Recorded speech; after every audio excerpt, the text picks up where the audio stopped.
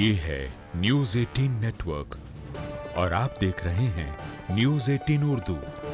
हमारी पहुंच आपकी ताकत।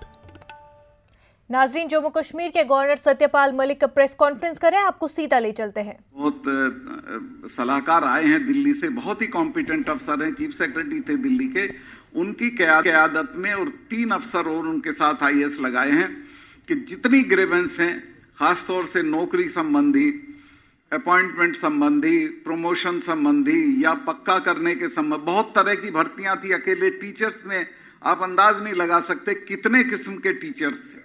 सबों को जोड़ के उनका मसला हल करने की कोशिश की है और एक परमानेंट सिस्टम शर्मा जी की क़यादत में बना दिया है कि सब शिकायतें उनके पास जाएंगी, उनकी सुनवाई होगी और उनको हल किया जाएगा। रिलीफ और रिहेबिलिटेशन में आपको याद होगा कि यहां इस बार बहुत जल्दी बर्फ पड़ गई थी, जिसमें श्रीनगर और उसके ऊपर अपर रीचेज में और आसपास सेब के किसानों का बहुत नुकसान हुआ था। और न सिर्फ फसल का नुकसान हुआ था, पेड़ों को नुकसान हुआ था, क्योंकि बर्फ जो थी वो पानी के साथ थी, हैवी बर्फ थी और बहुत सारे पेड़ 2 फाड़ हो गए थे, टूट गए थे। तो उनको हमने 2 गुना जो पहले मिलता था उससे 2 गुना हर्जाना 1 महीने के अंदर अंदर सब जगह बांट दिया था।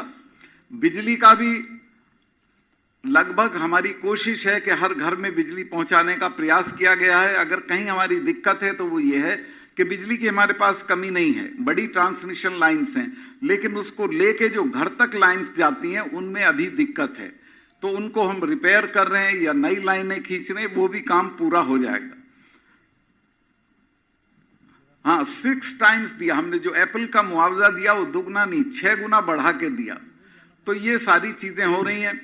महबूबा जी ने 14 कॉलेज घोषित किए थे, हमने कहा कि नहीं, ये 14 तो होंगे ही, हम 50 नए डिग्री कॉलेजेस देंगे और वो फेजेज में देंगे। लगभग 25 तो जगह ढूंढ ली गई है और जमीन भी मिल गई है।